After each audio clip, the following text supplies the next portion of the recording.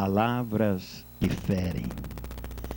São Lucas capítulo 23, verso 34, diz assim: Pai, perdoa-lhes porque não sabem o que fazem. Queridos e amados ouvintes, o diálogo naquela manhã de sexta-feira foi amargo.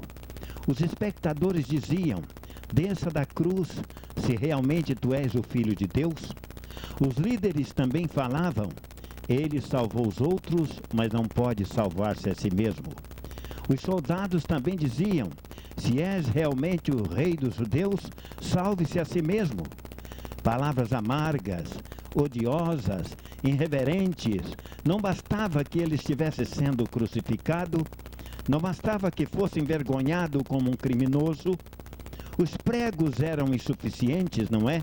A coroa de espinhos era macia demais. Os açoites também eram leves.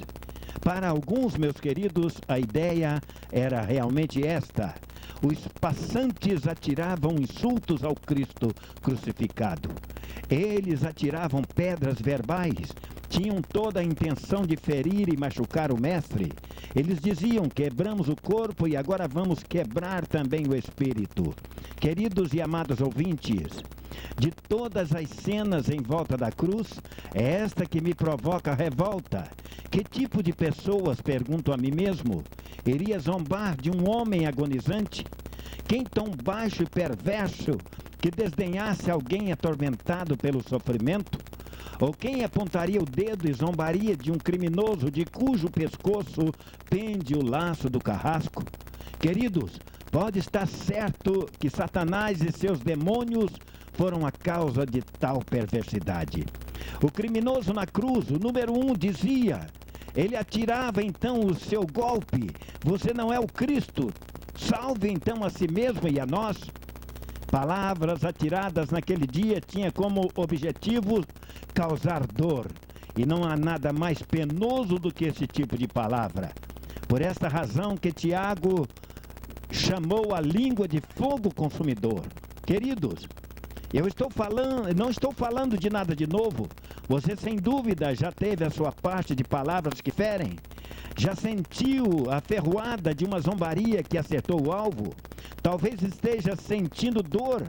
Alguém que ama e respeita o joga no chão com um lapso verbal. E você fica ali ferido, sangrando. Talvez as palavras estivessem a intenção de feri-lo, talvez não. Mas isto não importa, a ferida é profunda, os danos são internos, o coração partido, o orgulho machucado. Ou quem sabe os seus ferimentos são antigos, embora a flecha tenha sido extraída há muito tempo, mas a ponta continua alojada e oculta sobre a pele. O velho sofrimento ressurge sem avisar e decididamente lembrando você das palavras duras que ainda não conseguiu perdoar. Queridos, se você sofreu ou está sofrendo por causa das palavras de alguém, ficará contente em saber. Vejam bem, você ficará contente em saber que existe um bálsamo para suas feridas. Medite sobre estas palavras de 1 Pedro, capítulo 2, versículo 23. Ele, quando trajado, não revidava com o traje. Quando maltratado, não fazia ameaças, mas entregava-se àquele que julga retamente. Viu o que Jesus não fez, queridos? Ele não revidou, ele não se vingou, não disse vou pegá-lo. Vem aqui, diga isso novamente. Espere até depois da ressurreição. Meu amigo, estas frases não saíram absolutamente dos lábios de Jesus. Mas você viu o que ele fez? Ele se entregou àquele que julga retamente, ou em palavras mais simples, vejam bem, deixou o julgamento para Deus, não tomou para si a tarefa de buscar vingança.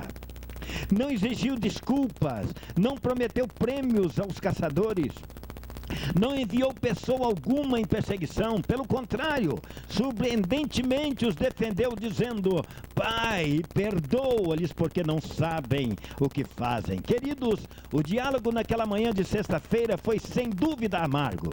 As pedras verbais tinham a intenção de ferir. como Jesus, com o corpo cheio de dor, com os olhos cegos pelo seu próprio sangue, com os pulmões lutando para respirar, podia ainda defender alguns rufiões desalmados. Oh, queridos, está acima da minha compreensão. Jamais eu vi um amor assim. Se alguém merecia vingar-se, queridos, este era Jesus, mas não fez isto. Pelo contrário, morreu por eles. Como pode agir assim? Eu não sei, mas sei que de repente os meus ferimentos deixaram de doer. Queridos, se algumas vezes me pergunto se não vemos o amor de Cristo tanto nas pessoas que tolerou, como na dor que sofreu. Portanto, vamos, a partir de agora, queridos, lembrar que Deus te amou, Deus me amou, porque Deus amou o mundo de tal maneira que deu seu Filho unigênito, para que todo aquele que nele crer não pereça, mas tenha a vida eterna.